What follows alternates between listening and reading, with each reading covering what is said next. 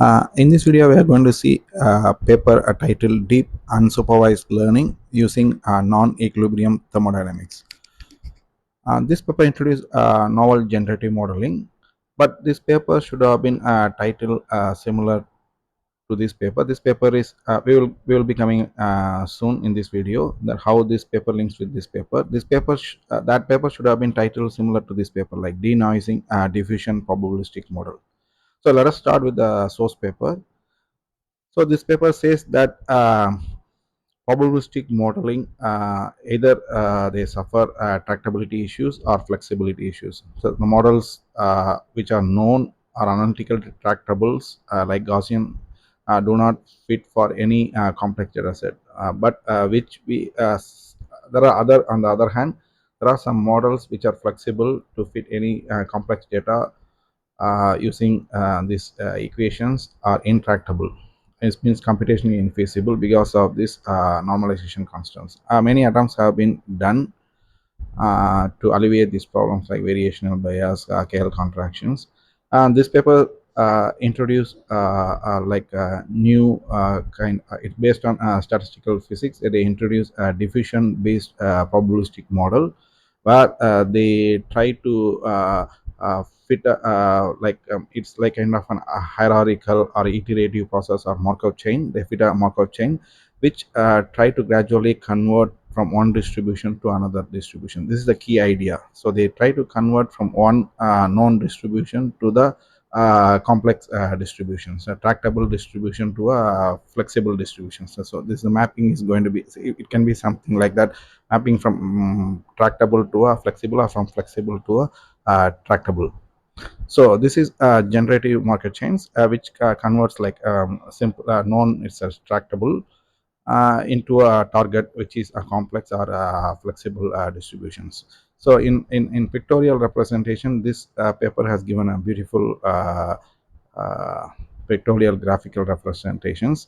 So during the forward process, which is like a flexible distributions like from image data sets, and which slowly make a forward process to tractable Gaussian distributions. But during the reverse process, when we have try to sample from the tractable one, and we can hierarchically reach the unknown target flexible distributions.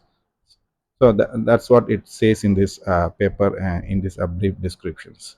So during the forward process, so it has a forward process that flexible known complex data distributions can be slowly does a Markov chain process like a diffusion process, adding a small like a noisy things through a kernel operations, and end up in after a few number of steps into a known distributions. So this corresponds to a Gaussian diffusion into a Gaussian distribution. Here they have flexibility in setting up mean and variance. That variance is set up as an identity variance. So during the reverse stage, as I mentioned earlier, we can sample from known setup Gaussian distribution that slowly hierarchically process and back into a um, targeted flexible distributions. So these transformations can be a model using fitting a function. Like as mentioned, the Gaussian distributions can be modeled by using a mean and covariance, and each and every steps involves Gaussian distributions. So that each and every steps of modeling mean and covariance can be whole a bunch of this can be modeled as a like a parameterized models like multi-layer perceptrons given an input image x, and it can be able to identify mean and the covariance.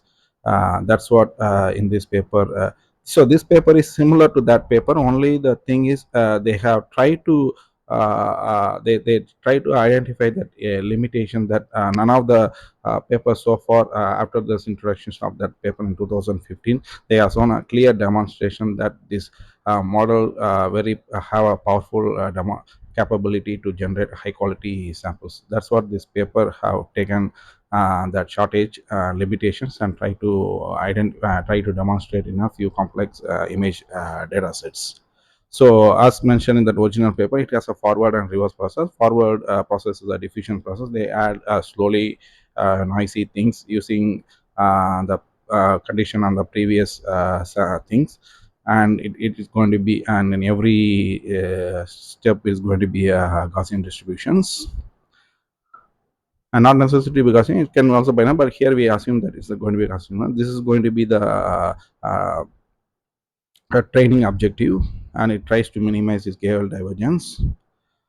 And once, as mentioned, that every step is going to be Gaussian, it's going to be parameterized. And how that can be parameterized, that mean and covariance are parameterized. Here the covariance is set up like an independent identically distributors, and this is equivalent to that hyperparameters in the forward process, and that forward in this setup, this hyperparameter is fixed to be a known constants. So only here we have to attempt to find out a parameterization representation for the mean at every steps.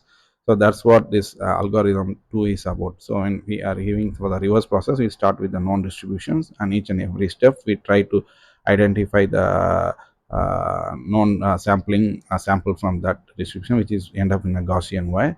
And this has there's some kind of these expressions which comes through this expression for the mean. So the expression for the mean is comes from here, where here it's parameterized. That parameterization has to be come from for example from the deep learning.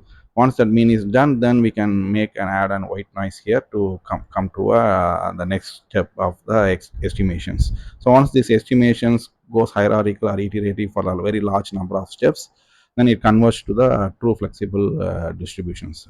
That's what this paper, this algorithm is about. So during forward, it comes from the known distribution from flexible to the tractable distributions, from the reverse process from the tractable to the known distributions.